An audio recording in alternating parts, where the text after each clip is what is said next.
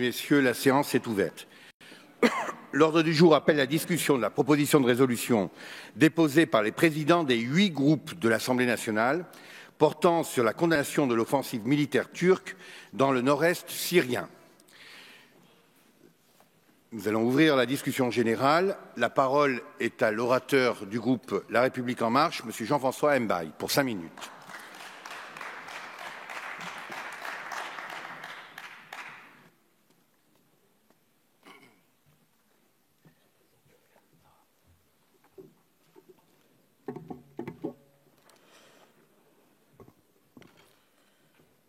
Monsieur le Président, Monsieur le Ministre, Mesdames les Présidentes de Commission, mes chers collègues. Adepte des annonces en fanfare de moins de 280 caractères, c'est pourtant par voie de communiqué, pratiquement en catimini, que le président Donald Trump a exprimé le 7 octobre dernier son intention de retirer les troupes américaines présentes dans le nord de la Syrie. Si cette retenue inhabituelle ne s'est pas inscrite dans la durée, ce ne fut malheureusement pas pour démentir les déclarations officielles de la Maison-Blanche, mais bien pour confirmer le caractère perfectible de son habileté géopolitique. Un constat partagé jusque dans son propre camp, puisque certains élus républicains du Congrès n'ont pas hésité à prophétiser, je les cite, un désastre en puissance. Ils n'ont malheureusement pas eu à patienter bien longtemps pour voir la réalité donner corps à leurs craintes. 2 jours seulement après l'annonce du président Trump, la Turquie mettait en branle son opération Source de paix. Chacun appréciera ici à sa manière le cynisme dont a fait preuve Ankara en nommant ainsi un processus ayant provoqué en moins d'1 mois plusieurs centaines de morts et contraint à la fuite des centaines de milliers d'hommes, de femmes et d'enfants. Ainsi la guerre, pourrait-on me répondre, non moins cyniquement. Une guerre où l'un des belligérants fait procéder à des exécutions sommaires de civils au mépris de toutes les normes internationales. Une guerre où une militante de la paix, Madame Evrin Khalaf, a été torturée puis sauvagement assassinée en raison de ses opinions politiques. De telles pratiques ne sont pas tolérables et aucun conflit armé ne saurait justifier des exactions d'une telle gravité. Ces circonstances sont dramatiques, mais elles sont d'autant plus intolérables lorsque l'on sait qu'elles frappent nos propres alliés. Sans les forces démocratiques syriennes, notre ennemi commun, l'État islamique, étendrait encore son influence territoriale au Levant.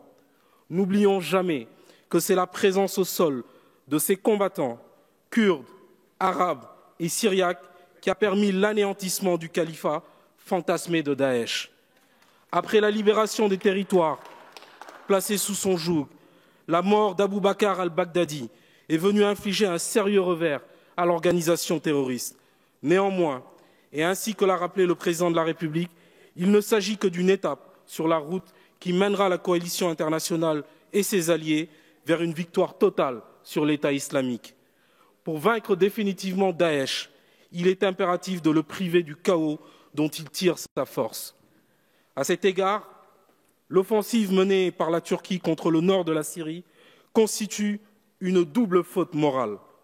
La première tient à ce que l'incursion militaire turque a eu pour effet de provoquer un redéploiement des forces démocratiques syriennes dont certains corps de troupes avaient pour mission d'assurer la garde des prisonniers de guerre issus des rangs de Daesh. En les contraignant à grossir le nombre de soldats directement opposés à son armée, le président turc contribue indirectement, mais sciemment, à l'affaiblissement d'un dispositif permettant de contenir une éventuelle résurgence de la nébuleuse terroriste. Je voudrais vous rappeler à toutes fins utiles que l'État islamique ne trouve pas ses racines à Mossoul en 2014, mais bien au début des années 2000, dans les geôles du camp Bouka, au sud de l'Irak. Dès lors que ces prisonniers échapperont au contrôle de nos alliés, viendra donc s'ajouter au risque d'un retour clandestin en Europe, celui non moins important et tout aussi peu souhaitable d'une reconstitution des effectifs de Daesh au Levant. La seconde faute concerne l'objectif affiché du président Erdogan, qui suscite au moins autant d'inquiétudes que ses méthodes. En effet, Ankara, soi-disant, entend soi-disant procéder à la création d'une zone sécurisée dans l'optique d'y renvoyer des réfugiés syriens ayant trouvé asile sur son territoire. Au-delà des intérêts nationaux défendus par la Turquie, une telle initiative revient à nier les risques de heurts que suscitera nécessairement la création de ce qui peut s'apparenter à une prison à ciel ouvert. En procédant ainsi, la Turquie fait sciemment fi de l'impact de sa décision au niveau régional, alors même que celle-ci est de nature à créer un contexte propice à la naissance de nouveaux conflits armés, contribuant aussi à alimenter une instabilité favorable à la résurgence de Daesh. Ces considérations, de même que les intolérables atteintes aux droits de l'homme commises par les forces turques, réclament à ce que la France ne demeure ni silencieuse ni oisive et à ce qu'elle soutienne sans ambiguïté les forces démocratiques syriennes. Je souhaite donc remercier vivement la présidente de la Commission des Affaires étrangères, la présidente de la Commission de la Défense et l'ensemble des présidents de groupe à l'origine de cette résolution. Ceci démontre en effet encore une fois que notre attachement aux droits universels les plus fondamentaux dépasse largement nos clivages politiques et honore notre Assemblée. Pour l'ensemble de ces raisons que je viens de vous exposer, le groupe La République En Marche votera en faveur de cette proposition de résolution et continuera à condamner avec force et détermination l'offensive militaire menée par la Turquie dans le nord de la Syrie, non seulement en ce qu'elle constitue une faute morale majeure, mais encore et surtout en ce qu'elle porte gravement atteinte à tous les droits humains auxquels peuvent légitimement prétendre nos amis et alliés kurdes. Je vous remercie. Merci. La parole est à Madame Valérie Boyer pour le groupe Les Républicains. Et pour 5 minutes aussi. Monsieur le ministre, Mesdames les présidentes, mes chers collègues, nous devons nous prononcer aujourd'hui sur une proposition de résolution portant sur la condamnation de l'offensive militaire turque dans le nord-est syrien. Je tiens, au nom de mon groupe Les Républicains, à saluer les présidents de groupe qui ont souhaité cette initiative. C'est l'honneur de notre Assemblée. Depuis le 9 octobre, la Turquie a lancé des opérations militaires dans le nord de la Syrie contrôlée par les Kurdes. Le président turc Recep Tayyip Erdogan a menacé, je cite, de chasser les terroristes de la frontière syro-turque si les milices kurdes syriennes ne se retirent pas de cette zone dans des délais prévus par l'accord conclu entre Ankara et Moscou. Tirons les enseignements du passé. En Syrie comme en Irak, le chaos a toujours profité aux extrêmes, aux islamistes. Ce chaos, la Turquie d'Erdogan est en train de le reconstituer. Cette même Turquie qui a passé avec la France, avec l'Union européenne, un accord de sous-traitance, celle des djihadistes et des réfugiés, ce qui ouvre aujourd'hui la voie à tous les chantages. Cette même Turquie qui occupe depuis 1974 un État membre de l'Union européenne, Chypre, dans l'indifférence générale. Cette même Turquie qui a pour seul principe la réislamisation de son pays, le retour de l'Empire ottoman et qui légitime de nombreuses violences à l'encontre des minorités et à l'encontre des femmes que M. Erdogan considère comme de simples gestatrices. Cette même Turquie qui a, dans une passivité générale, contribué au financement de Daesh en laissant passer des camions remplis de pétrole. Enfin, cette même Turquie qui laissait entrer les futurs djihadistes européens. Mes chers collègues, cette offensive turque est une triple faute. C'est d'abord une faute sécuritaire. Des dizaines de milliers de prisonniers djihadistes se trouvent au nord-est de la Syrie. Leur dispersion aurait des conséquences graves pour notre sécurité. Même si les Américains, avec la coalition, ont permis la mort d'un des leaders de Daesh, cette guerre n'est malheureusement pas derrière nous, puisque 10 000 djihadistes, dont 500 Français, seraient emprisonnés par les Kurdes. Où sont-ils? Que vont-ils devenir? La sécurité, c'est la première des libertés, le pilier de la cohésion de notre société. Nous ne pouvons redouter qu'un seul de ces bourreaux se retrouve à nouveau sur notre sol. Soit les forces spéciales françaises sont en capacité opérationnelle de sécuriser les camps où sont détenus les islamistes, soit la France demande et organise leur transfert vers l'Irak. Une chose est sûre, ces islamistes ne doivent tomber ni entre les mains du régime syrien, ni entre celles de Recep Tayyip Erdogan, le risque d'un chantage étant beaucoup trop élevé. Deuxièmement, c'est une faute humanitaire. Depuis le début du mois, nous ne pouvons que déplorer la mort de plusieurs centaines de personnes, dont des civils, et dont plus de 300 000 ont été jetés sur les routes.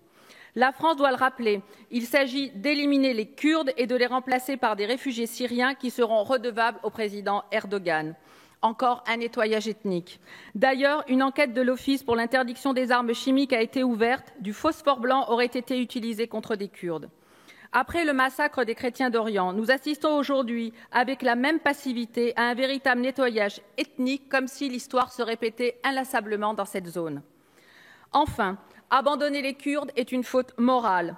Erbil, Kobané, Raqqa, le nom de ces villes nous est malheureusement familier. Les Kurdes ont et continuent encore, à nos côtés, de payer le prix du sang dans cette guerre contre le totalitarisme. Les femmes kurdes, véritables Amazones, forcent notre respect et notre admiration. Abandonner les Kurdes serait nous renier, les ignorer, nous trahir. La France ne doit avoir qu'une seule parole, celle de l'honneur, de la fidélité à ses alliés. Interdisons le survol aérien des avants turcs qui bombardent des populations civiles qui essaient de fuir. Mettons en place de véritables sanctions économiques, car la Turquie exporte 50% de sa production vers l'Union européenne. Il existe aussi des solutions diplomatiques qui ne sont pas utilisées. Pourquoi ne rappelons-nous pas notre ambassadeur à Ankara? Pourquoi les pays européens ne se liguent-ils pas pour le faire ensemble?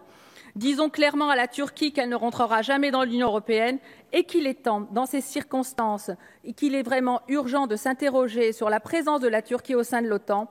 Ne faut-il pas envisager une réforme de l'Alliance pour que, entre autres, exclure ou du moins alerter un des États membres dont le comportement est contraire aux valeurs défendues par l'Alliance depuis sa création? Ce chantage doit cesser. Enfin, mettons fin à l'effacement de l'Hexagone sur la scène internationale. La France a un rôle primordial à jouer.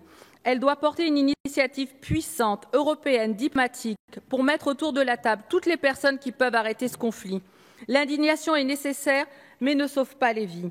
La diplomatie occidentale a été jusqu'à présent un échec. Lors de son arrivée à l'Élysée, le président de la République défendait une ligne gaullienne entre les États-Unis et la Russie. Il faut que s'ouvre une nouvelle page. Il faut parler à la Syrie, il faut parler à la Russie, il faut surtout aboutir à des solutions. Ces solutions sont symboliques, mais manier le symbole sur la scène mondiale demeure essentiel pour faire triompher une volonté politique. Churchill disait en 1938, après les négociations de Munich, « Vous avez choisi entre le déshonneur et la guerre, vous avez choisi le déshonneur et vous aurez la guerre. » Il est encore temps d'éviter à la fois la guerre et le déshonneur. Mes chers collègues, une partie de l'histoire de l'humanité, une partie de notre histoire est en train de s'écrire. Faisons en sorte que cette histoire ne s'écrive pas sans l'Europe et sans la France. Merci, Madame Boyer. La parole est à Monsieur le Président Patrick Mignola pour le Mouvement démocrate et apparenté et également pour 5 minutes.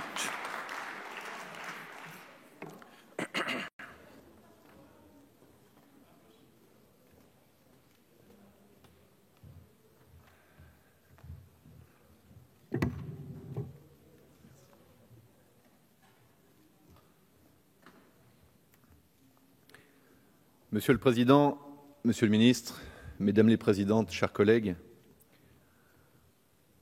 nous avions vaincu militairement et territorialement Daesh. Ces djihadistes étaient emprisonnés, les communautés du nord-est syrien pouvaient commencer à construire un avenir pour le territoire que l'histoire leur avait laissé en partage. Près de 100 ans après les traités de Sèvres puis de Lausanne, nous pouvions espérer que cette région du monde, au prix d'immenses efforts qui restaient à accomplir, s'éloigne enfin des tensions entre les communautés et des conflits entre les territoires qui avaient mis à mal ces populations et avaient régulièrement déstabilisé le monde. Un nouveau revirement unilatéral des États-Unis, dont les dirigeants turcs ont immédiatement profité pour lancer une agression militaire, a au contraire provoqué un nouveau hoquet de l'histoire, annihilant une fois encore l'espoir d'échapper à sa fatalité. Il nous revient ici d'en faire une condamnation immédiate et sans réserve, et aussi d'assumer les conséquences à en tirer pour que soient défendues la vision, les positions et les intérêts de la France. Sur son territoire, où elle ne peut prendre le risque de voir arriver de nouveaux terroristes, dans cette région du monde, où la loi du plus fort ne doit pas redevenir la règle cruelle et stérile, et dans un monde lui-même que les autres puissances ne veulent plus agir, où les autres puissances ne veulent plus agir qu'en fonction de leurs intérêts égoïstes ou régionaux. Tel est le message de la France, tel est le message que doit porter l'Europe. Ce drame terrible doit nous rendre la lucidité. Il n'est pas tolérable que nos valeurs fondamentales soient foulées aux pieds, que les droits humains soient bafoués, que nos alliés des forces démocratiques syriennes voient les armes se retourner contre eux, que les populations soient déplacées, provoquant de nouvelles catastrophes humanitaires qui s'apparentent à un nettoyage ethnique. Et il est insupportable que la France, qui porte une vision originale de cette région du monde, celle de la cohabitation pacifique des peuples, des cultures, des ethnies et des religions, ne puisse le faire avec la démultiplication continentale de son message. Tous ceux qui, par calcul ou par incompétence, veulent sortir de l'Europe ou en construire une autre sans trop qu'on sache laquelle, doivent en ces moments se ressaisir. Quand nous voyons le monde à nouveau basculer, nous avons au contraire besoin d'une puissance politique européenne. Majeure économiquement, elle peut sanctionner financièrement. Et elle le doit si les agressions perdurent. Mais mineure politiquement, elle doit enfin reprendre son destin en main. L'Europe, et la France en elle, doit devenir une puissance qui peut dire à la Turquie, pour toute l'amitié qu'elle porte au peuple turc et toute la méfiance que peuvent inspirer les décisions impérialistes de ses dirigeants, que l'Union européenne ne peut plus se montrer ouverte à une adhésion de pays qui ne partagent pas ses principes. Le droit des peuples à disposer d'eux-mêmes, ce n'est pas la force des peuples à disposer des autres. L'Europe, et la France en elle, doit être une puissance qui sait aussi protéger ses frontières extérieures et se montrer pour cela solidaire de ces pays frontaliers. Soyons aux côtés de la Bulgarie et de la Grèce, qui subissent et subiront aussi des exodes depuis le Levant. L'Europe, et la France en elle, doit devenir une puissance enfin militaire. Faisons l'Europe de la défense. Si nous ne la faisons pas maintenant, quand tous les risques sont à nos portes et que jamais le monde n'a été aussi dangereux, quand la ferons-nous? Nous ne pouvons pas lutter contre la loi du plus fort si nous ne sommes pas forts nous-mêmes. Donnons-nous les moyens d'un continent qui porte un message universel et pas seulement celui d'intérêts momentanés et localisés. Puisque l'OTAN peut devenir en un tweet le bras désarmé d'un multilatéralisme abandonné par l'Amérique, qui ne se voit plus que comme une puissance régionale, ce n'est même plus America First, c'est America Selfish. Nous devons assumer une alternative européenne forte, diplomatique et militaire. C'est en ce sens que l'initiative de la présidente de la Commission des Affaires étrangères, Marielle de Sarnez, de réunir ses homologues européens autour d'une condamnation commune est salutaire. Et c'est, Monsieur le Ministre, ce que le groupe du Mouvement démocrate est apparenté, mais je crois ce que tous les démocrates ici réunis attendent du gouvernement. Condamnez ici, agissez là-bas, et préparez l'Europe à redevenir une puissance de stabilisation du monde. Vous nous trouverez à vos côtés. Merci, Monsieur Mignola. La parole est à Madame la Présidente Valérie Rabault pour le groupe socialiste et apparenté.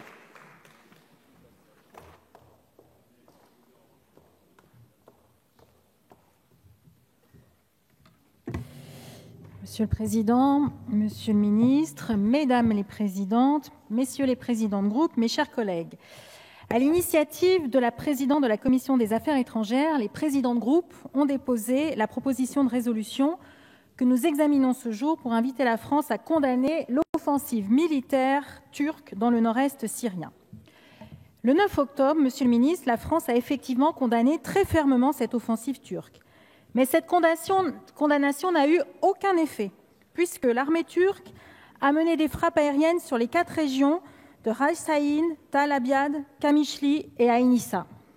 Ces frappes ont conduit au déplacement de plus de 300 000 civils et à la mort de quelques-uns d'entre eux.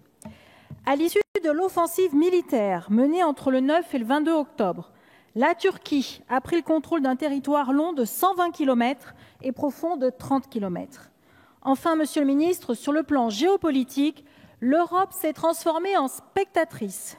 Elle n'a pu que constater les décisions prises par la Russie, l'Iran, la Turquie et le régime syrien de Bachar el-Assad, avec l'accord implicite des États-Unis, tout ceci pour des territoires proches de ses frontières. Face à cette situation, Monsieur le Ministre, la France et l'Europe sont confrontées à 2 grands enjeux. Premier enjeu, celui de la protection des populations civiles kurdes.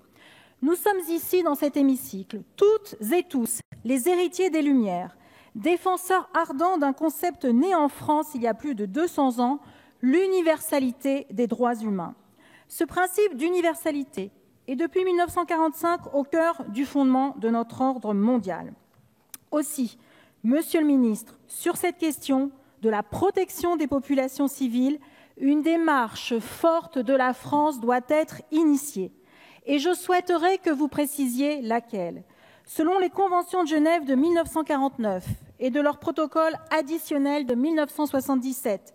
Les personnes civiles et toutes celles qui ne participent pas au combat ne peuvent en aucun cas être l'objet d'attaques et elles doivent être épargnées et protégées. Afin de garantir ces principes, le groupe socialiste et apparenté vous demande, Monsieur le ministre, que la France fasse la demande du redéploiement immédiat sur le terrain du Comité international de la Croix-Rouge comme première étape. Second enjeu, celui du positionnement stratégique de la France. Il est important, Monsieur le ministre, que vous nous disiez comment le président et le gouvernement entendent positionner notre pays.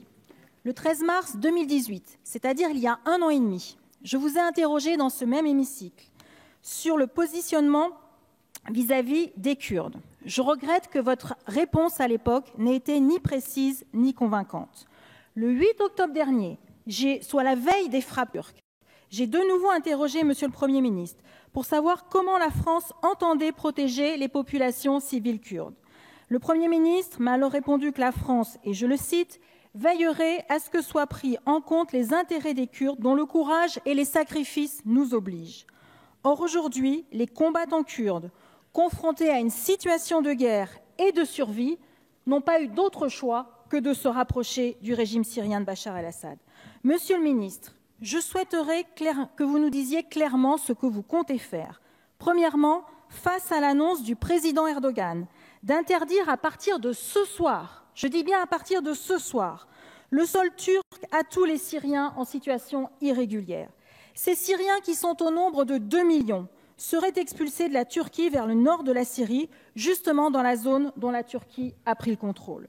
Deuxième question, Monsieur le ministre. Face au danger que constitue le nouvel équilibre qui est en train de se dessiner, nous savons que la déstabilisation menée en Irak par les Américains en 2003, et ça a été dit précédemment, a indirectement participé à l'émergence de Daesh.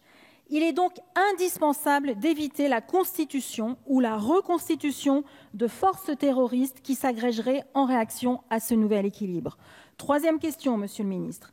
Il s'agit de l'enjeu des prisonniers djihadistes de nationalité française qui, jusqu'à présent, étaient détenus par les Kurdes. En mars 2017, Bernard Cazeneuve, qui était Premier ministre, a organisé une interministérielle à laquelle vous aviez sans doute participé pour veiller à ce que les terroristes soient jugés et emprisonnés. Monsieur le ministre, pensez-vous sérieusement que les Kurdes, qui n'ont pas bénéficié dans les dernières semaines de la protection de la coalition internationale, vont continuer longtemps à assurer la garde des prisonniers djihadistes? Dans les faits, cette garde n'est d'ailleurs plus assurée puisque nous savons que plusieurs femmes djihadistes et leurs enfants se sont échappés pour fuir les bombardements turcs. Monsieur le ministre, face à cette situation, quelle est la solution que vous envisagez? Celle d'un rapatriement avec jugement ou une autre solution? Pour résumer, Monsieur le ministre, il y a un enjeu humanitaire et 3 enjeux géopolitiques qui ont des conséquences pour notre sécurité intérieure et pour lesquels j'estime que la réponse du gouvernement est indispensable. Je vous remercie.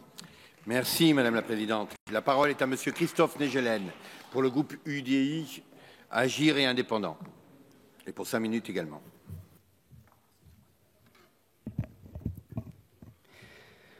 Monsieur le Président, Monsieur le Ministre des Affaires étrangères, Madame la Présidente de la Commission, Madame la Présidente, mes chers collègues, c'est fondé sur un large consensus que nous nous retrouvons à cet instant dans cet hémicycle.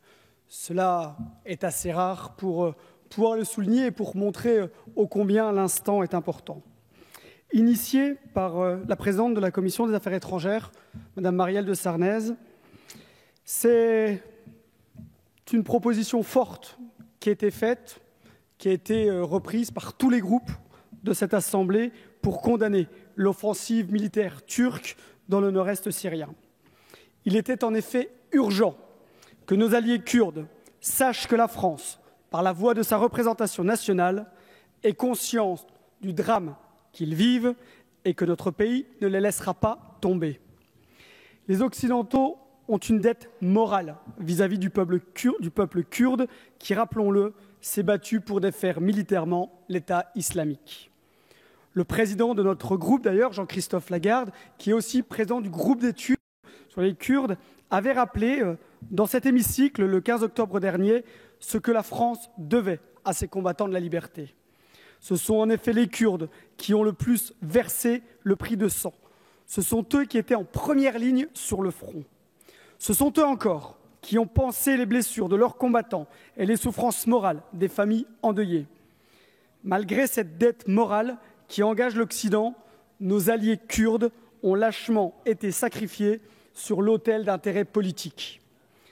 Affaiblis économiquement, fragilisés politiquement, Recep Erdogan agite la menace terroriste pour se maintenir au pouvoir. Sous ce prétexte, le président turc fait fi de la démocratie et peut demain remplacer comme bon lui semble les maires kurdes démocratiquement élus par des fonctionnaires nommés par son parti. Le président turc s'arroge également le droit d'envahir un pays voisin afin d'y massacrer, avec l'aide de ses supplétifs terroristes, des populations entières au motif que leur seule présence constituerait une menace impérieuse pour la sécurité et la pérennité de la Turquie. Du côté américain, aveuglé par des calculs électoraux boiteux et court-termistes, le président Trump a trahi et lâché son plus fidèle allié, oubliant par là même que le peuple kurde était également le seul levier stratégique dont il disposait dans la région. Par ces tergiversations, le président américain a consenti au lancement de l'opération militaire turque et dès lors au massacre inévitable des Kurdes. Même si des sanctions d'apparence ont été prononcées à l'égard d'officiels turcs et qu'une trêve de 5 jours a été décidée, la faiblesse des actes américains n'aura eu que pour seul résultat d'établir un état de fait souhaité en réalité par Ankara. La forfaiture du président américain, tout en détériorant profondément la valeur de la parole de son pays, a de surcroît compromis d'éventuelles alliances militaires que les Américains pourraient nouer dans le futur. Mais l'Europe, en fin de compte, n'a pas fait mieux, car face à ces abandons successifs, elle aurait dû prendre ses responsabilités et agir immédiatement pour aider ses alliés kurdes. Dès le lancement de l'opération, elle aurait dû imposer une zone d'exclusion aérienne pour protéger les populations des bombardements de l'aviation turque. Elle, en tant que principal importateur de produits turcs, aurait dû utiliser ce levier de pression économique pour forcer la Turquie à se retirer de la Syrie. Les pays de l'Union européenne, membres de l'OTAN, auraient également dû faire pression pour exiger la suspension de la Turquie de l'Alliance atlantique. Malheureusement, l'Union européenne, géant économique, demeure aujourd'hui un nain politique. Nos pays ont été incapables d'imposer un simple embargo européen sur les ventes d'armes à la Turquie. D'ailleurs, quand on sait que le régime turc achète à la fois du matériel militaire russe et qu'elle participe à des programmes d'armement militaire américains, la pertinence d'une telle sanction peut être questionnée. Face aux faux serments américains et à la faiblesse européenne, nos alliés kurdes se sont vus contraints, sous peine d'être massacrés, de conclure un pacte faustien avec la Syrie et la Russie. Cette proposition de résolution arrive tardivement, mais elle met en lumière les carences et la faiblesse de l'Union européenne. Face à un monde de plus en plus instable et dangereux, où les certitudes sur lesquelles nos pays s'accordaient vacillent, il est important de retrouver ces principes qui ont fait l'Europe. Il est important de retrouver ces valeurs telles que la parole donnée, la reconnaissance. Il est important de construire une Europe qui n'ait pas honte en se regardant dans un miroir. Pour toutes ces raisons, notre groupe votera cette proposition de résolution. Merci, Monsieur Negelen. La parole est à Monsieur Jean-Félix Acquaviva pour le groupe Liberté et Territoires et pour 5 minutes également.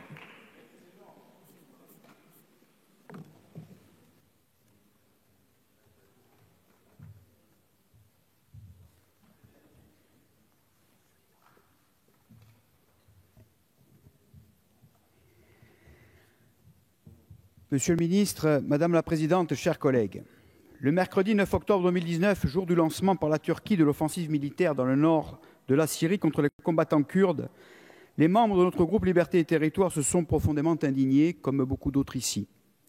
François Poupogne et moi-même, après consultation des associations kurdes, avons proposé, comme première initiative à nos collègues parlementaires, la publication d'une tribune que 58 d'entre vous ont co-signée. Je tiens à nouveau à les en remercier chaleureusement.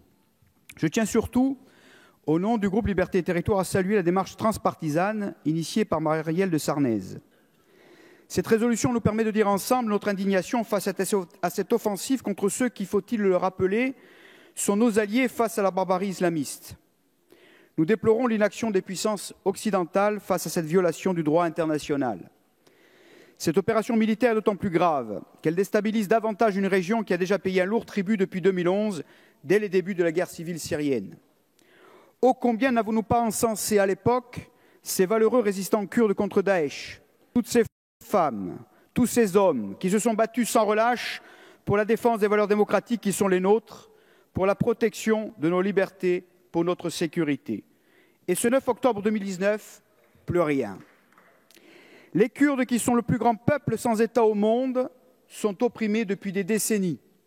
Et pourtant, ce sont eux qui ont résisté et qui se sont engagés dans ce combat contre la cruauté avec un courage suscitant l'admiration.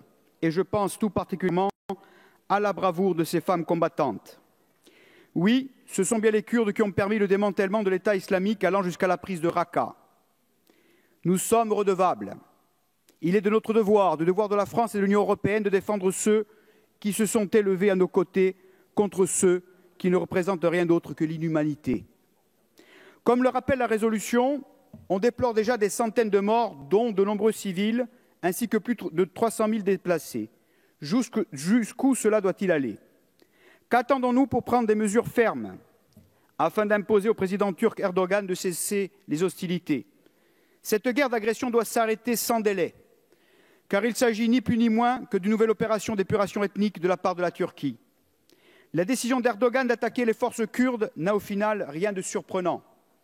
N'est-ce pas la continuité d'une stratégie menée depuis de nombreuses années visant à anéantir la population kurde de Syrie afin d'empêcher la création d'une région autonome dans le Rojava? Il ne s'en cache pas, son objectif c'est de chasser et de remplacer la population kurde pour prendre le contrôle d'une zone tampon au nord de la Syrie, longeant la frontière turque pour, je cite, rendre la région à ses vrais propriétaires, selon ses dires. Mais plus grave, outre la catastrophe humanitaire, tous s'accordent à dire que l'affaiblissement des forces kurdes créera une brèche dont Daesh pourra profiter une fois de plus. La Turquie s'attaque non seulement à nos alliés, mais elle met aussi en danger la sécurité internationale, et plus particulièrement celle de l'Europe, de la France, qui font face aux attaques terroristes islamistes. Pour notre sécurité, la France doit prendre ses responsabilités pour faire cesser ce carnage, comme en 1991, période durant laquelle elle avait participé à la création d'une zone de sécurité pour les Kurdes irakiens pourchassés par Saddam Hussein. Cela a permis l'émergence d'un Kurdistan irakien pacifié, démocratique et prospère. Les Kurdes syriens méritent eux aussi une protection internationale pour bâtir un avenir de démocratie et de paix. Monsieur le ministre, tous les moyens diplomatiques doivent donc être activés pour sortir de cette crise. Les tractations au sujet de l'adhésion de la Turquie à l'Union européenne doivent notamment cesser. Le président Erdogan nous prouve une fois de plus qu'il ne partage aucune de nos valeurs. Compte tenu de la mise en péril de notre sécurité, je crois même que le processus de suspension de la Turquie de l'OTAN doit être engagé. Pour conclure, puisque les États-Unis, de leur côté, ont fui leurs responsabilités en retirant ses troupes de la zone, nous appelons l'Europe, la France, à ne pas laisser le champ libre à Erdogan et à prendre des sanctions d'une ampleur historique contre la Turquie. Il s'agirait d'un engagement fort qui montrera à la communauté internationale que nous sommes encore en mesure de défendre nos intérêts stratégiques, de protéger nos alliés, de défendre les libertés et les droits de l'homme. En d'autres termes, montrons que l'Europe est encore en mesure de faire l'histoire. Vous l'aurez compris, le groupe Liberté et Territoires votera cette proposition de résolution. Je vous en remercie. Merci, Monsieur Acquaviva. La parole est à Monsieur le Président Jean-Luc Mélenchon pour le groupe La France Insoumise et pour 5 minutes. Président, ministre, collègues, mes premiers mots seront de gratitude et d'une reconnaissance patriotique à l'égard de la présidente de notre commission des affaires étrangères, grâce à laquelle cette séance se tient. Ce texte a été convenu entre nous, les présidents de groupe, à son initiative, et c'est un moment qui fait honneur à la France que celui qui aura été rendu possible par elle. Nous, l'Assemblée nationale de la République française, nous nous sommes réunis pour condamner unanimement l'intervention militaire de la Turquie et pour saluer unanimement le rôle des Kurdes dans la lutte contre la tyrannie de l'obscurantisme. Merci, Madame, d'avoir rendu ce moment possible. Après quoi, bien sûr, nous n'allons pas ici décider autre chose que de cette condamnation. Mais je crois qu'elle pèse lourd et qu'elle sera entendue comme un réconfort par les combattants et par tous ceux qui croient à la démocratie. Et c'est déjà énorme. Si nous devions entrer dans les détails, sans doute nous séparerions-nous de nouveau dans des options différentes. Il est important que ce moment d'unanimité française ait lieu. La France a, avec la Syrie, mais aussi avec l'Irak, mais avec la Syrie en particulier, une vieille accointance. C'est nous qui avions le mandat, certes un mandat néocolonial, mais un mandat après la Première Guerre mondiale qui a duré de 1920 à 1946. Si bien que, les choses étant ce qu'elles sont, une sorte de familiarité s'est créée entre les Syriens et nous, quels que soient les avatars des régimes politiques successifs, des Français comme des Syriens. Et cette continuité nous intéresse. Il faut la rétablir, Monsieur le Ministre. Il faudra réouvrir l'ambassade de France à Bagdad. Ça ne sert à rien de l'avoir fermée.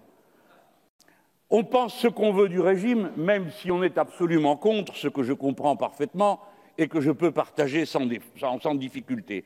Mais on ne peut pas à la fois avoir une ambassade au Qatar, en Arabie Saoudite, qui ne sont pas des régimes si proches de nous que ça, et ne pas en avoir une à Bagdad. Nous avons besoin.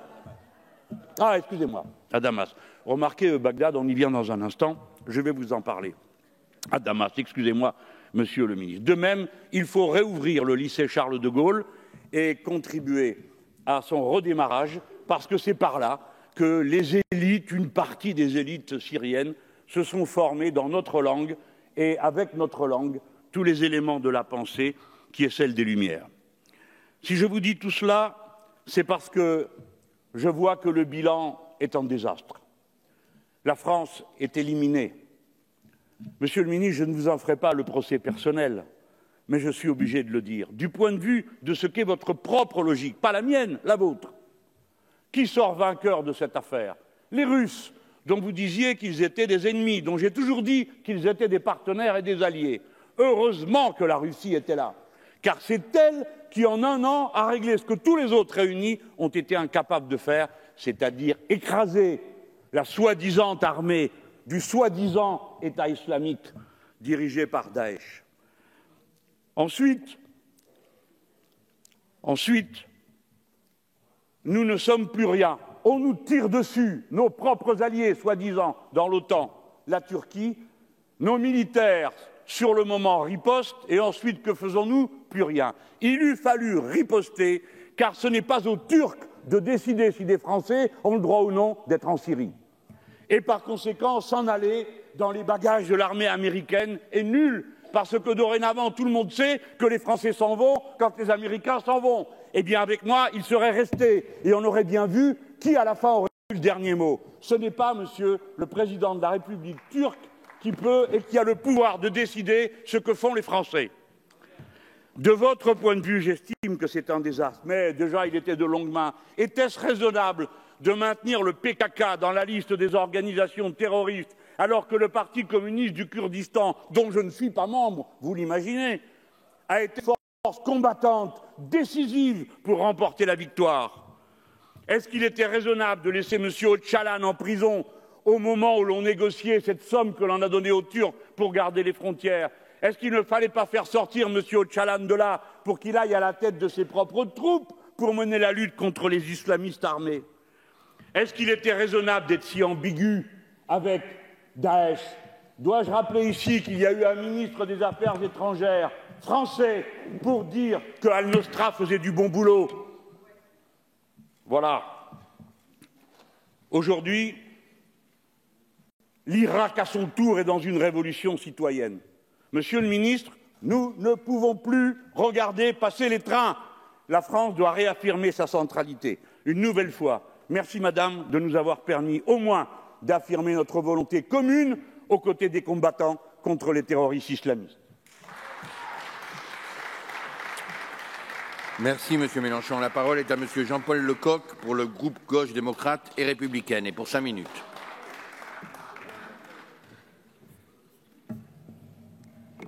Monsieur le Président, Monsieur le Ministre, Mesdames les présidentes de commission, mes chers collègues, les 8 présidents de groupes unis autour d'une résolution condamnant l'offensive militaire turque. Extraordinaire, exemplaire. Et pourtant, le débat que nous avons aujourd'hui éclaire de manière crue et terrible la dérive autoritaire du pouvoir turc qui fait aujourd'hui, face aux échecs de sa politique sociale et économique, se radicalise face aux défaites électorales cinglantes qu'il a essuyées partout dans son pays et particulièrement à Istanbul. Dans une Turquie exsangue, cette offensive militaire peut être comprise comme une tentative désespérée du pouvoir turc de faire diversion en se lançant à l'offensive contre un ennemi fantasmé, le Parti des travailleurs du Kurdistan, le PKK, dont les députés communistes réaffirment leur demande de faire sortir de la liste des organisations considérées comme terroristes par le Conseil de l'Union européenne. Les députés communistes saluent tous ceux qui bravent ce pouvoir et tentent de faire vivre la démocratie coûte que coûte en Turquie. Parce qu'il ne faut jamais faire porter au peuple les erreurs de leurs dirigeants.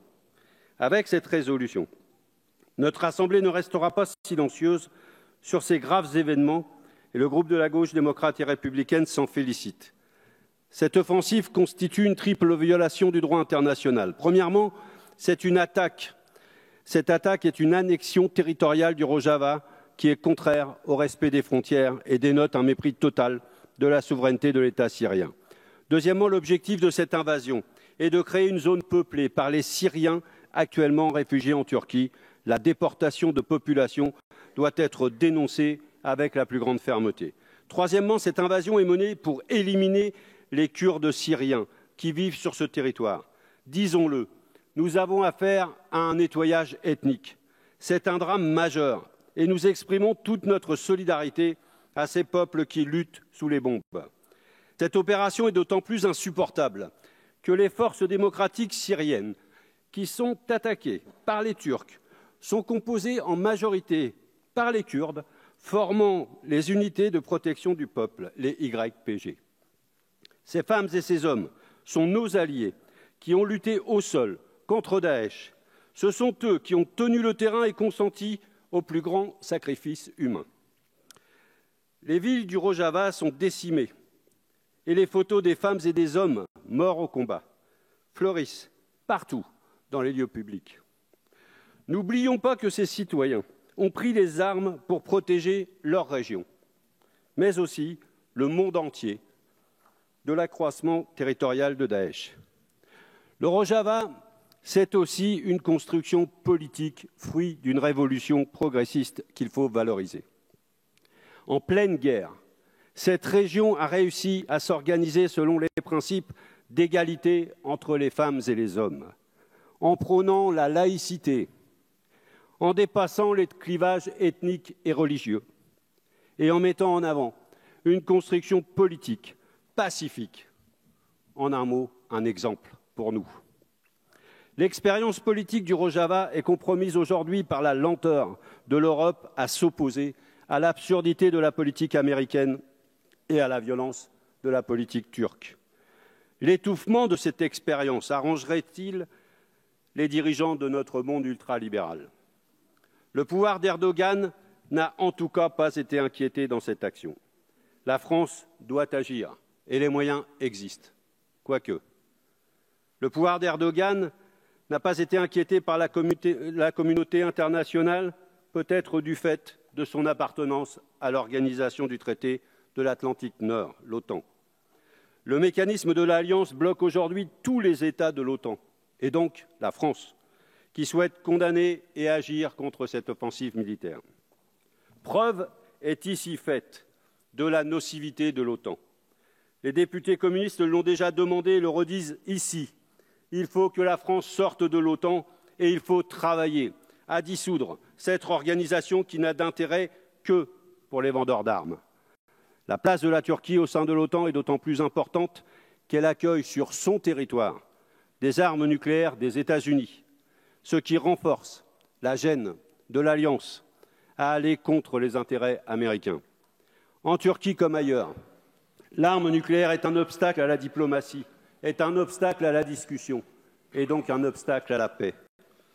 Ces armes sont nocives où qu'elles soient. Les députés communistes ne cesseront de dénoncer l'existence de ces armes qui forment une menace intolérable sur l'humanité et sur l'environnement. Et nous agirons toujours pour que notre pays agisse pour le désarmement global et total. Enfin, les députés communistes voteront pour cette proposition de résolution en saluant l'importance cette révolution féministe, laïque et pacifiste, particulièrement dans cette région du monde, et en rappelant que l'effet des armes nucléaires et de l'OTAN nous conduit à l'impasse dans laquelle nous sommes aujourd'hui, et en remerciant particulièrement Marielle de Sarnez pour son écoute et sa réactivité. Merci, Monsieur Lecoq. La parole est à Madame Agnès Thiel pour les non-inscrits et pour 5 minutes.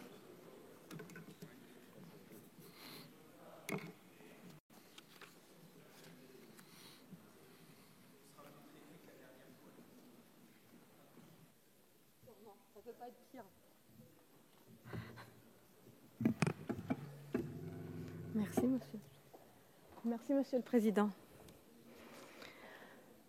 Mesdames et Messieurs les députés, Monsieur le Ministre, Mesdames et Messieurs les députés, mes chers collègues, la guerre civile syrienne dure depuis plus de 8 ans déjà. Elle a fait un demi-million de morts et a provoqué l'exil de 5 à 6 millions de personnes de leur foyer, soit le quart de la population. Aujourd'hui, nous sommes toujours confrontés au fait qu'un pays, la Turquie, notre partenaire de l'OTAN, a annexé un territoire en violation du droit international, que des populations sont expulsées et nous ne pouvons pas laisser les choses en l'état.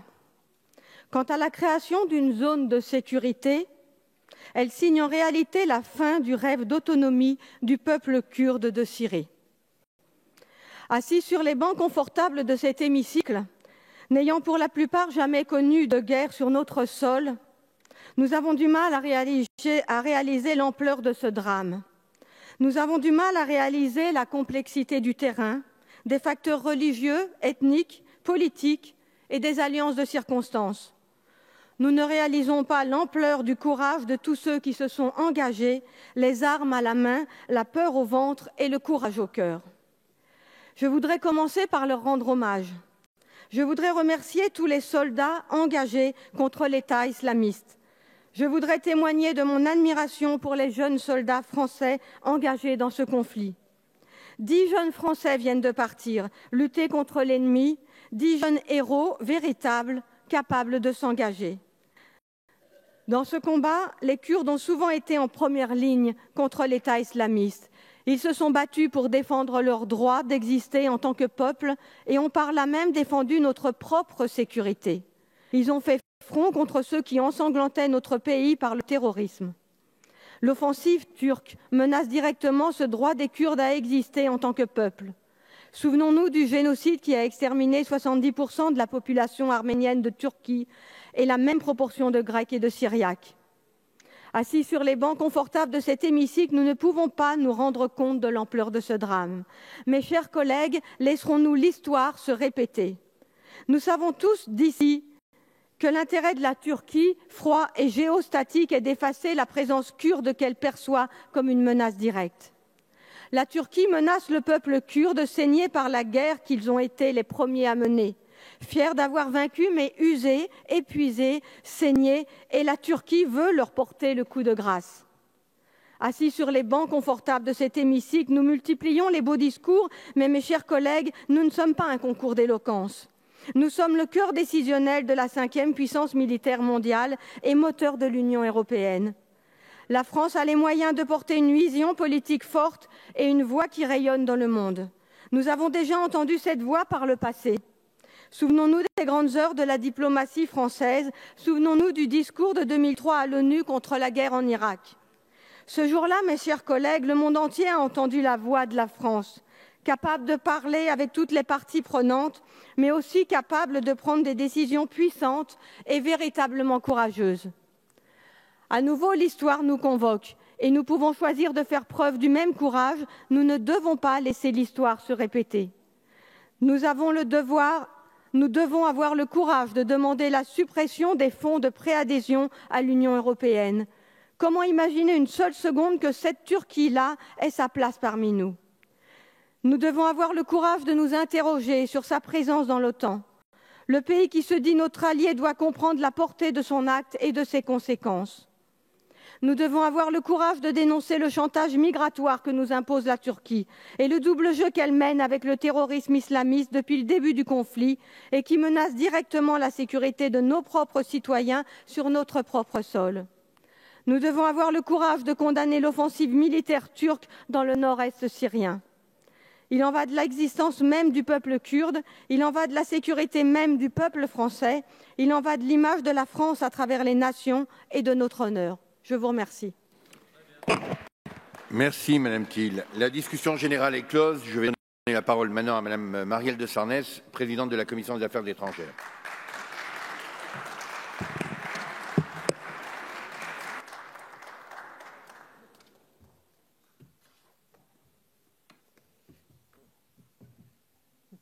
Merci.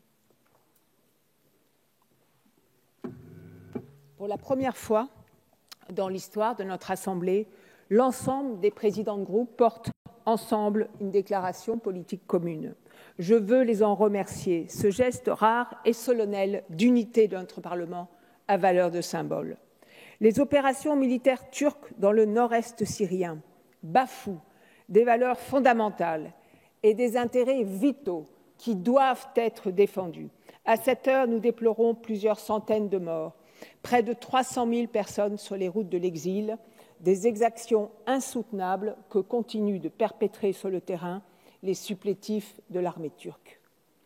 Grâce au sacrifice des forces démocratiques syriennes qui avaient combattu Daesh en notre nom, le nord-est syrien était devenu un espace de stabilité au sein duquel les différentes populations locales construisaient un début de dialogue démocratique et égalitaire, tranchant avec l'obscurantisme dans la région. Le chemin était encore long, mais ces évolutions étaient prometteuses pour l'avenir de la Syrie dans son ensemble. Le nord-est syrien donnait à voir ce à quoi le pays aurait pu aspirer à devenir, une Syrie décentralisée, inclusive, respectueuse des minorités. L'offensive turque contre les Kurdes et leurs alliés arabes et chrétiens, rendue possible par le lâchage américain, constitue une rupture de confiance. Cette grave situation nous pousse à nous interroger sur l'avenir de nos alliances, au sein de la coalition internationale contre Daesh, mais également au sein de l'OTAN, et révèle une fois de plus, face à l'inconséquence des décisions américaines, l'impérieuse nécessité pour la France et pour l'Europe de se doter, dans les plus brefs délais, d'une véritable autonomie de pensée et d'action. De cette situation dramatique doit émerger un sursaut. Notre crédibilité est en jeu. Notre silence et notre inaction constituent des encouragements à nuire. Face à l'hégémonisme du président Erdogan, il n'y a qu'un seul chemin à tenir, celui de la fermeté. Ne nous y trompons pas, la mort d'al-Baghdadi ne signifie pas la fin de notre combat contre le terrorisme international et contre Daesh en particulier. L'organisation terroriste n'a pas été vaincue, elle a été défaite territorialement grâce à l'appui et au sacrifice des forces démocratiques syriennes. Mais l'idéologie est toujours là et les cellules clandestines de Daesh sont nombreuses et représentent plus que jamais une menace pour la sécurité au Moyen-Orient et en Europe. Le chaos provoqué par les opérations turques favorise la résurgence de Daesh, augmente considérablement le risque de dispersion des combattants terroristes étrangers actuellement détenus dans le nord-est syrien. Aujourd'hui, un nouvel équilibre des forces se dessine sur le terrain entre la Russie, la Turquie, l'Iran et le régime de Damas, afin de continuer à peser, voire même simplement d'exister au Levant. Il nous faut, sans plus attendre, repenser notre action collective contre Daesh, rebâtir une coalition solide et solidaire, à même de mener loyalement le combat au long cours contre le terrorisme. Face à la catastrophe humanitaire qui s'aggrave d'heure en heure, nous condamnons la stratégie d'Ankara de relocalisation forcée de milliers de réfugiés avec pour seul objectif de changer durablement la composition ethnique du nord-est syrien. Une telle opération visant à chasser les nombreuses minorités présentes, kurdes, chrétiennes, syriaques, yézidis, ne pourrait qu'engendrer de nouveaux conflits. Aucune démocratie ne doit l'accepter. Monsieur le ministre, nos condamnations unanimes de ce jour doivent impérativement se traduire en actions fermes et résolues. De notre détermination à agir pour stabiliser le nord-est syrien et plus globalement le Moyen-Orient, actuellement exposé à de nombreuses secousses, d'Irak au Liban, dépendra une part de la stabilité du monde. Ainsi, au moment où cette région bascule dans la violence, dans l'injustice et dans le risque, il est juste et nécessaire que nous appelions la France et l'Europe à être à la hauteur de l'histoire. Je vous remercie. Merci Madame de Sarnez. La parole est à Madame Françoise Dumas, présidente de la Commission de la Défense et des Forces armées.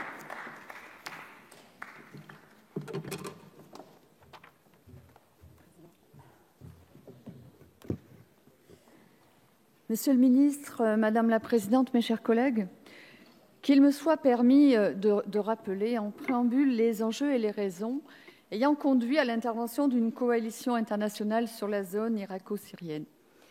Les objectifs de la coalition internationale sont contenus dans la résolution 2249 présentée à l'initiative de la France et adoptée à l'unanimité par le Conseil de sécurité en novembre 2015, au lendemain des attentats parisiens du 13 novembre, commandités, faut-il le rappeler, depuis Raqqa. Cette résolution rappelle que l'État islamique d'Irak et du Levant constitue une menace mondiale d'une gravité sans précédent. Cette résolution elle demande aux États membres de prendre toutes les mesures nécessaires et de redoubler d'efforts en vue de prévenir et de mettre un terme aux actes de terrorisme. Cette bataille contre le terrorisme, nous l'avons livrée et nous l'avons remportée en mettant fin au califat. Depuis la victoire de Baghouz, en mars dernier, Daesh ne contrôle plus de territoire. Les Kurdes, beaucoup d'entre vous l'ont rappelé à juste titre, ont apporté une aide déterminante à cette victoire. Ils ont payé leur participation du prix de leur sang, puisqu'on estime à 13 000 le nombre de morts parmi les forces démocratiques syriennes, dont, je le rappelle, 30% de femmes, et à 23 000 le nombre de blessés. Ils méritent amplement le nom de frères d'armes dans cette lutte contre le terrorisme. Les Américains ont aussi tenu leur rôle en apportant une aide décisive en termes de commandement et de logistique. Ils furent la colonne vertébrale de cette coalition.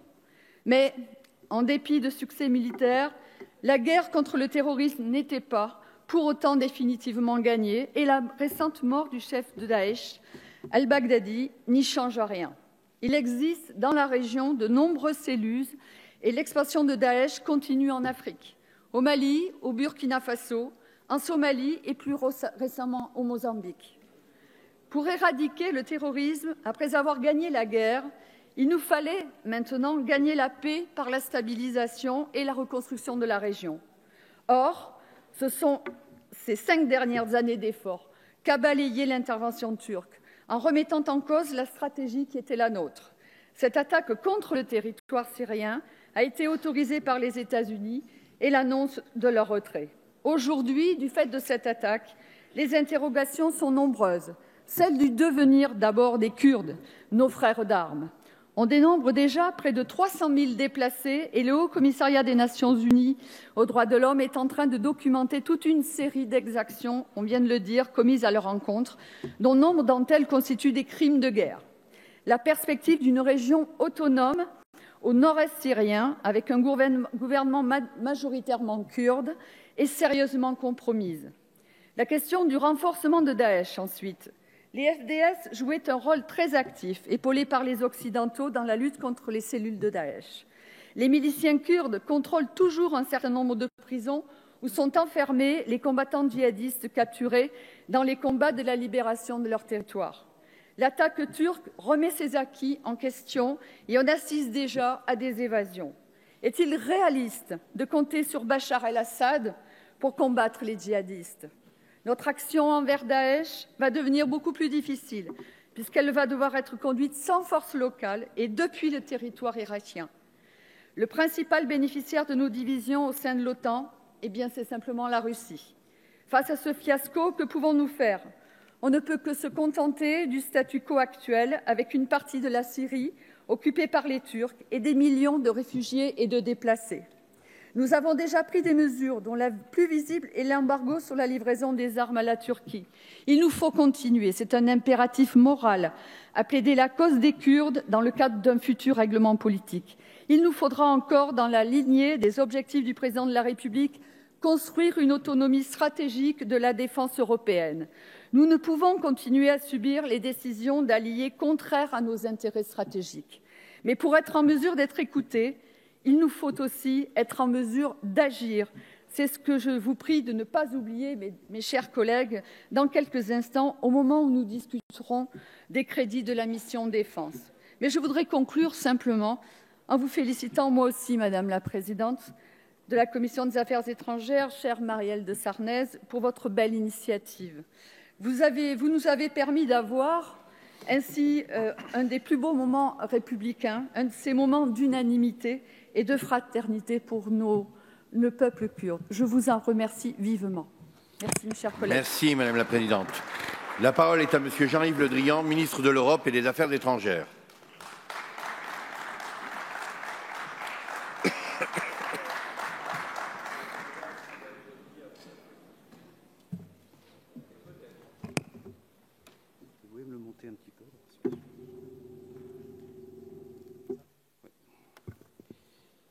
Bien, Monsieur le Président, Mesdames les Présidentes, Mesdames et Messieurs les députés,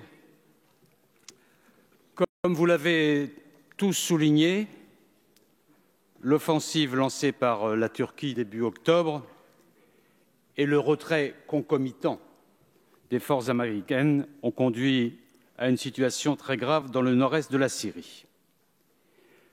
La situation qui en résulte, est de nature à remettre en cause les 5 ans d'efforts contre Daesh que la coalition internationale avait conduit avec notre partenaire des forces démocratiques syriennes. Et c'est la raison pour laquelle le gouvernement soutient la proposition de résolution présentée à cette Assemblée. Le gouvernement a condamné très clairement l'initiative et l'offensive turque. Le gouvernement a fait partager cette condamnation avec les 28 États membres de l'Union européenne, alors que ce n'était pas gagné d'avance. C'est la raison aussi pour laquelle ce qui se passe en ce moment ici est un moment fort. Je ne suis pas toujours d'accord avec M. Mélenchon. Je ne suis pas toujours d'accord avec M. Mélenchon, mais quand il disait tout à l'heure que cette condamnation unanime peut peser lourd, oui, elle pèsera lourd. Je me réjouis de l'initiative prise par Mme de Sarnez. Je ne vais pas revenir longuement sur la situation sur le terrain en ce moment, simplement pour vous redire ce que vous devez savoir, c'est que le contenu de l'accord entre Américains et Turcs est en grande partie rendu caduc par l'autre arrangement conclu à Sotchi le 22 octobre. Cet accord acte le retour du régime syrien et de la Russie dans le nord-est syrien, ce qui est une conséquence logique de la décision américaine du 13 octobre d'un retrait des forces de la coalition. Et l'accord turco-russe se déploie. Les forces démocratiques syriennes ont indiqué qu'à ce stade, elles étaient prêtes à respecter l'arrangement négocié entre Russes et Turcs et à se retirer des zones frontalières entre la Syrie et la Turquie. Et nous regardons aujourd'hui de très près la mise en œuvre de cette disposition qui est évidemment un développement important pour l'avenir du combat contre Daesh, compte tenu de la contribution irremplaçable que les forces démocratiques syriennes ont apportée avec courage aux opérations de la coalition depuis 2015. Je voudrais d'ailleurs, à ce propos, rappeler quand même un peu l'histoire. Ceux qui ont permis l'éradication territoriale de Daesh, ce sont les forces de la coalition, au deuxième rang desquelles la France. Ceux qui ont permis l'éradication territoriale de Daesh, ce sont les forces de la coalition, en y intégrant les forces irakiennes qui ont payé un lourd tribut dans ce combat. Ceux qui ont permis l'éradication de Daesh, l'éradication territoriale de Daesh, ce sont les forces démocratiques syriennes qui ont été en appui au sol et qui ont permis de libérer en particulier cette ville symbolique de Raqqa à laquelle nous avons un intérêt tout particulier. Il faut le rappeler parce qu'il ne faudrait pas qu'il y ait des vainqueurs a posteriori ou qui se déclarent a posteriori. Je crois que c'est utile de le dire, d'autant plus que la défaite territoriale de Daesh, elle est récente. Elle ne date que depuis mars dernier, lors de la bataille de Barousse. Et donc ces événements sont récents. Il faut redire qui a permis cette victoire territoriale. Mais, après sa défaite territoriale, l'organisation a choisi de se reconstruire dans la clandestinité. Car, cela a été dit par plusieurs d'entre vous, la fin de l'emprise territoriale de Daesh, obtenue après un combat très dur, n'a pas permis d'éradiquer Daesh. Elle a permis de mettre fin à son organisation territoriale, d'abord en Irak, puis en Syrie, mais les éléments de Daesh n'ont pas disparu depuis. Soit ils sont dans la clandestinité, soit ils sont retenus dans les camps et les prisons. Et la mort d'al-Baghdadi, le chef de Daesh, est un nouveau coup porté à cette organisation terroriste, mais ça ne représente pas un coup fatal. C'est seulement une étape en vue de la défaite définitive de l'organisation terroriste. Le combat n'est pas terminé, nous devons le poursuivre collectivement avec une détermination intacte dans le cadre de la coalition. Et c'est la raison pour laquelle le chaos créé par l'offensive d'Ankara permet la résurgence de Daesh. Et d'ailleurs, plusieurs attentats récents ont eu lieu en Syrie, notamment à Raqqa et à Qamishli, qui montrent que cela est en route. Et dans ce contexte, il est essentiel de garantir que les combattants de Daesh resteront détenus dans des conditions sûres et fiables. C'est le cas aujourd'hui pour l'essentiel et la situation est à ce jour globalement sous contrôle, mais c'est une situation qu'il faut suivre en détail avec beaucoup d'attention. Je vais y revenir. Mais permettez-moi à cet instant, après la mort d'al-Baghdadi, de penser à ce moment du débat aux victimes de Daesh. Ces victimes ont été françaises, irakiennes, syriennes, de bien d'autres nationalités, car c'est al-Baghdadi qui, après avoir participé à la prise de Mossoul et aux atrocités commises par Daesh en Irak, qui dirigeait l'organisation terroriste lorsque celle-ci a planifié les attentats de Paris en novembre 2015. C'est lui aussi qui a été à l'origine de la planification de bien d'autres crimes commis depuis, y compris des crimes commis en Turquie, parce que ce pays n'a pas été à l'abri des attentats menés par Daesh, puisqu'il faut leur rappeler, 35 attaques de Daesh se sont produites sur le sol turc, causant 400 morts et près de 1500 blessés depuis 2013. Permettez-moi aussi, à cet instant, de saluer l'action des forces démocratiques syriennes, composées de Kurdes et d'Arabes, le courage des hommes et des femmes des FDS, les sacrifices qu'ils ont consentis face à l'ennemi commun que représente Daesh appellent toute notre reconnaissance. Le président de la République a eu l'occasion de leur témoigner à plusieurs reprises. Nous sommes toujours en relation avec eux, avec Mme Ahmed et avec le commandant Masloum, et quelle que soit l'évolution des événements sur le terrain, nous serons attentifs à la situation des FDS qui ont payé le prix du sang face à Daesh, aux côtés de nos forces, aux côtés des forces de la coalition. Ce combat commun nous oblige et nous sommes, mesdames et messieurs les députés, redevables à l'égard des forces démocratiques syriennes.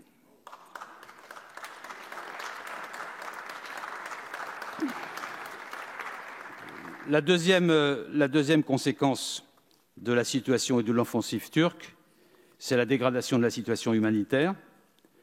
Près de 200 000 personnes ont été jetées sur les routes de l'exode dans un pays qui compte déjà près de 7 millions de déplacés internes et 5 millions de réfugiés. La Syrie est un pays dont plus de 50% de la population est déjà réfugiée ou déplacée. Les hôpitaux sont saturés. La situation pourrait également déstabiliser la région autonome du Kurdistan irakien, qui se relève également doucement de l'emprise de Daesh. J'y étais il y a quelques jours pour apporter le soutien de la France aux Kurdes par leur intermédiaire. Et je vous rappelle, mais cela a déjà été dit, que Daesh reste également très actif en Irak, où l'organisation tente de préparer sa résurgence dans la clandestinité. Et tous mes interlocuteurs à Bagdad ou à Erbil m'ont fait part de leur profonde inquiétude. Et la situation politique irakienne ne fait que renforcer cette capacité de résurgence de Daesh. Ce combat est donc encore devant nous. À ces conséquences humanitaires auxquelles nous voulons essayer de remédier s'ajoute une conséquence migratoire indirecte, puisque Ankara a brandi la menace d'un afflux massif de réfugiés syriens. Ce n'est pas la première fois que le président Erdogan reprend cette antienne, mais cette manière d'instrumentaliser le malheur des gens est pour nous inacceptable. Il faut l'affirmer avec force, nous ne céderons pas à ce chantage-là. Et j'ajoute que nous ne pouvons pas accepter les déplacements forcés des réfugiés syriens présents en Turquie. Nous avons dit clairement notre condamnation du projet turc de réinstallation forcée dans le nord-est des réfugiés syriens, y compris ceux qui proviennent d'autres zones de la Syrie. Le retour des réfugiés syriens doit être sûr, doit être volontaire et doit être conforme au droit international et aux principes du HCR. Aucun autre plan ne pourra recueillir le soutien politique et financier des États membres de l'Union européenne et bien évidemment de la France. Le troisième enjeu concerne la stabilité régionale.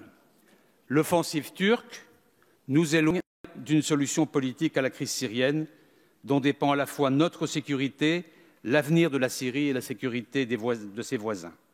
Elle pourrait aussi à terme favoriser même la reprise d'une offensive militaire dans le nord-ouest sur Idlib, parallèlement à la reprise en main par le régime du Nord-Est. Tout cela est désormais largement soumis à la volonté de la Russie et de la Turquie.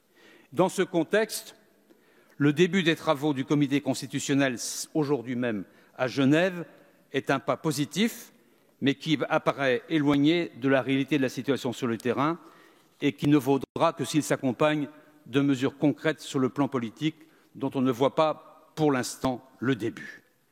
Dans ce contexte, la France a proposé, dès le début de l'offensive turque, une réunion ministérielle de la coalition contre Daesh. Nous étions en effet extrêmement surpris du fait que lorsque la coalition contre Daesh s'est engagée, l'ensemble des pays s'est réuni pour décider de l'initiative commune.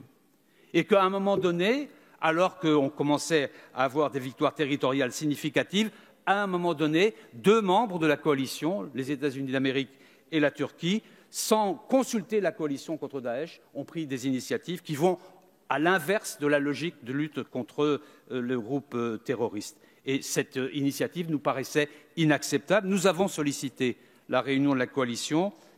L'ensemble des membres de l'Union européenne a approuvé notre démarche et cette réunion, finalement, va se tenir le 14 novembre prochain. La France y participera, évidemment, et j'y porterai un message franc et exigeant en direction de nos partenaires. Ça sera la réunion de la clarification et de la vérification. Et c'est dans 15 jours. D'abord, nous devrons nous mettre d'accord sur la nécessité de poursuivre les efforts de la coalition contre Daesh et de mettre à jour des plans pour cela, faire en sorte que chacun prenne en compte l'évolution de ces dernières semaines, et nous souhaitons qu'à cette occasion, chacun des membres de la coalition assume ses responsabilités et que nous puissions ensuite en tirer les uns et les autres les conclusions dans ce contexte nouveau. Une clarification de chaque partenaire de la coalition, une clarification des intentions de chaque partenaire de la coalition s'impose désormais. La question est simple, qu'on poursuive ensemble la lutte contre Daesh. La réponse doit être claire, la parole doit être fidèle, elle doit être aussi en cohérence et en soutien et en maintien du respect et de l'autonomie des forces démocratiques syriennes. C'est le grand enjeu de cette réunion ministérielle que nous avons souhaitée et qui va enfin se réunir pour la clarification indispensable. Je souhaite aussi que cette réunion de la coalition puisse permettre une discussion très franche sur la question des combattants de Daesh.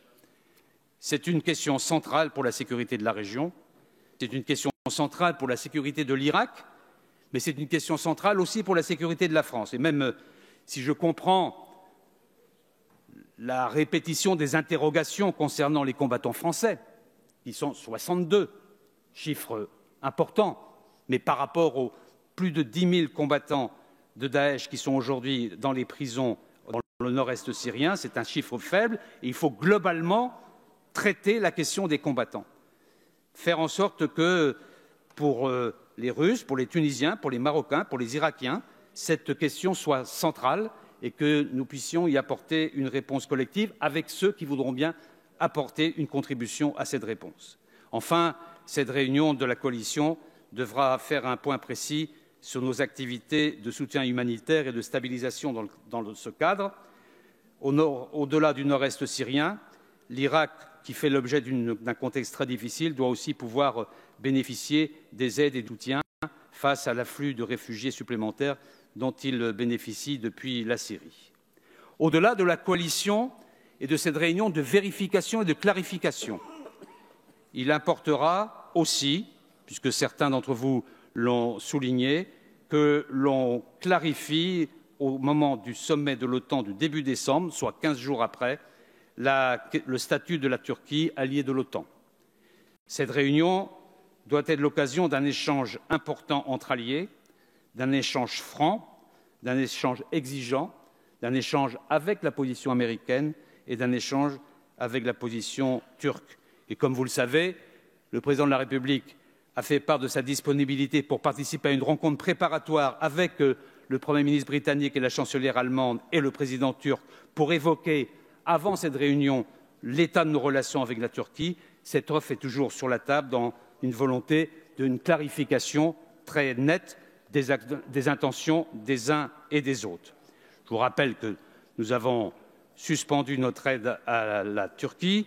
Je vous rappelle aussi que nous aurons à cet égard dans les deux rencontres qui vont avoir lieu une position extrêmement ferme, extrêmement claire et extrêmement exigeante. Mais je veux revenir en conclusion sur un point qui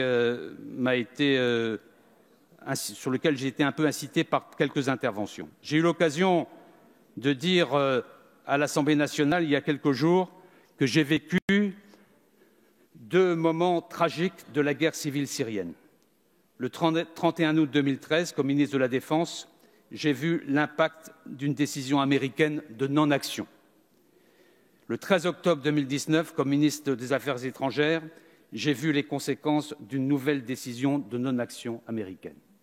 Nous sommes, à partir de cette crise, me semble-t-il, devant un tournant stratégique.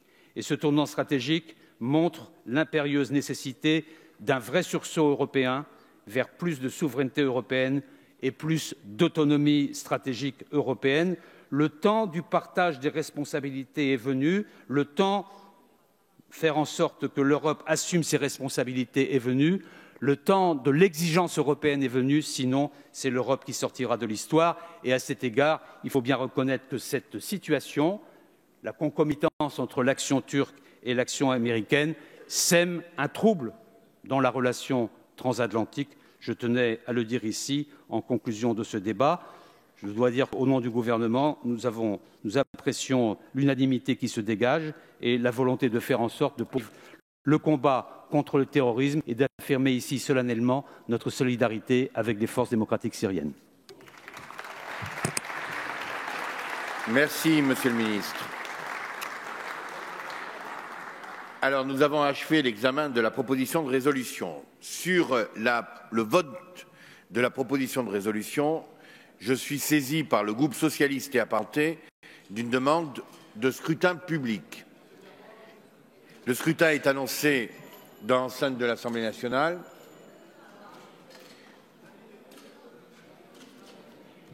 Monsieur Legendre, tout à l'heure, vous m'avez aidé à compter la minute supplémentaire qui avait été attribuée. Je pense que là, vous allez être aussi un excellent expert comptable.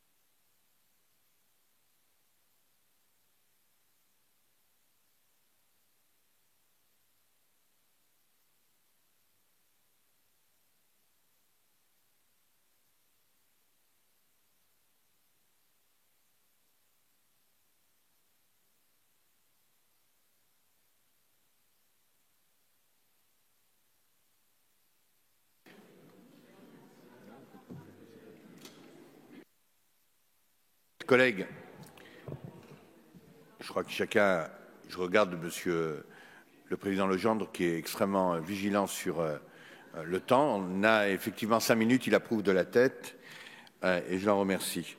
Donc nous allons donc mettre aux voix la proposition de résolution. Chacun a pu regagner sa place.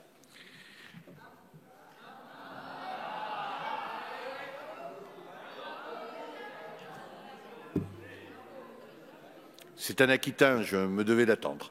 Donc, chacun a regagné sa place.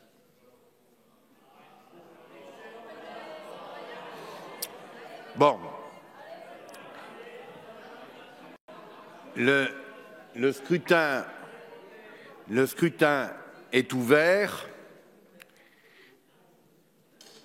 Le scrutin est clos. Résultat du scrutin. Votant 121, exprimé 121, majorité 61, pour 121, contre 0. La résolution est adoptée.